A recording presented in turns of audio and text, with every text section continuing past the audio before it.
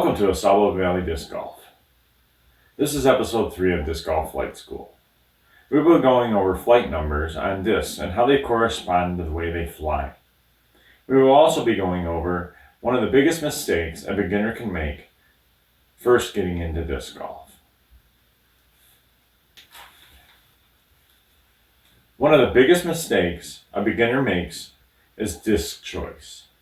The first disc any beginner buys should be a mid-range that is basically stable to understable.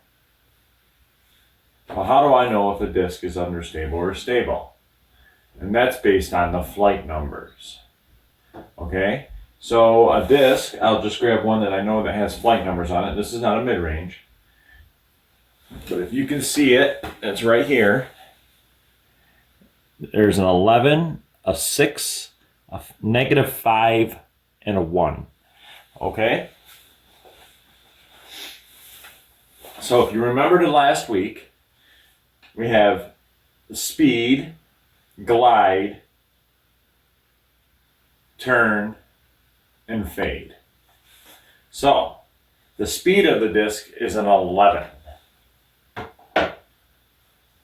The glide of a disc is 6. The turn of a disc is -5. And the fade is 1.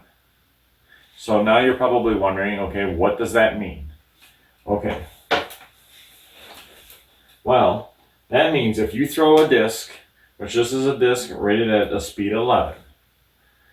So if you throw a disc at speed 11, this disc here, and you throw it, it's going to want to take off from your spot, and the -5 says how much it will turn out of your hand, which means go to the opposite direction of your natural throw. So if right-handed, most discs, when you throw, will go this way and then fade to that way.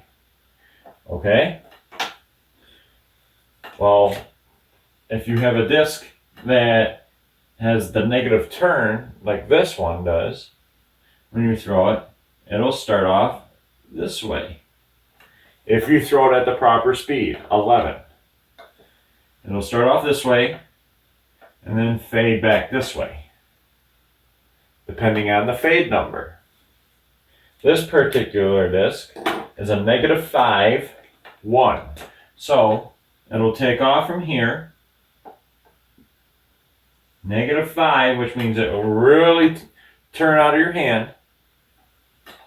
And then fade 1 means it'll come back a little bit. Okay? Not as much as something that has a bigger fade number.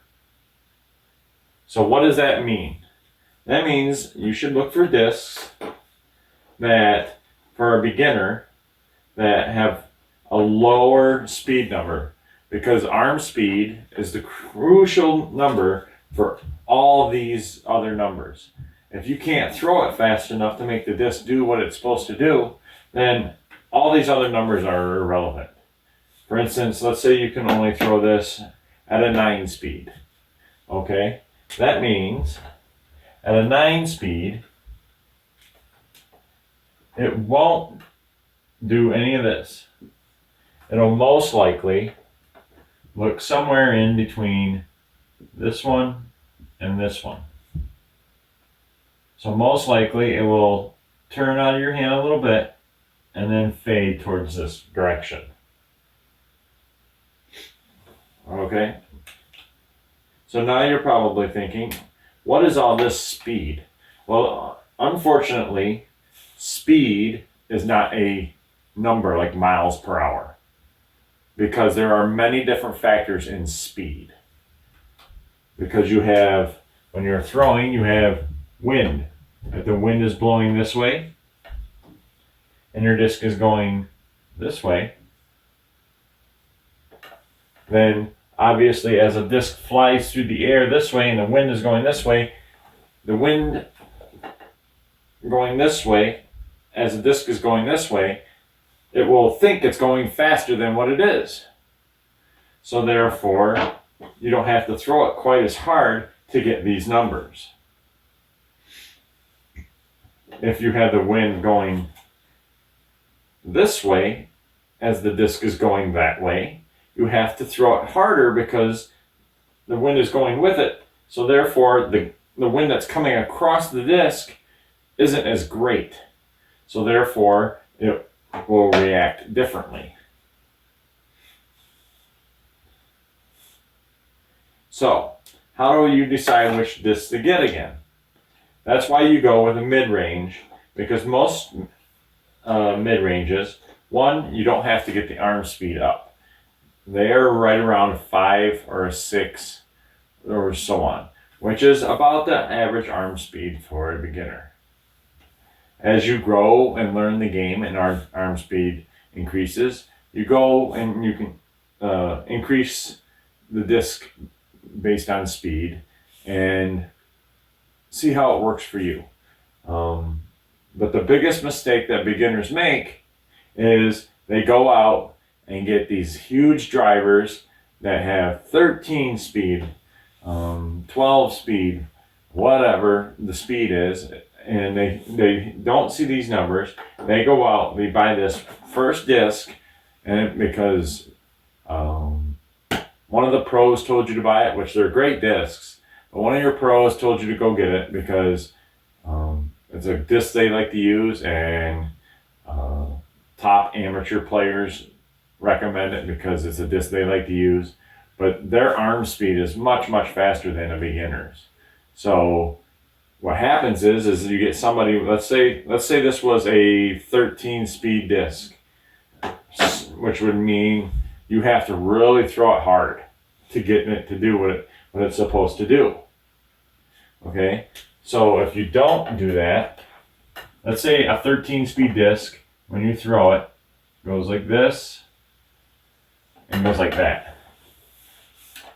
Okay, that's what it would do if you have 13 speed arm on a 13 speed disc. Now, if you have less than 13, this throw here will not fade as much and go shorter and like that. And if you have mid-range arm, which most beginners do, they'll see this disc do one of these. And then you'll be like, this game sucks because I threw this disc and all it did was leave my hand and dove straight into the ground. Well, that's because you have the wrong disc.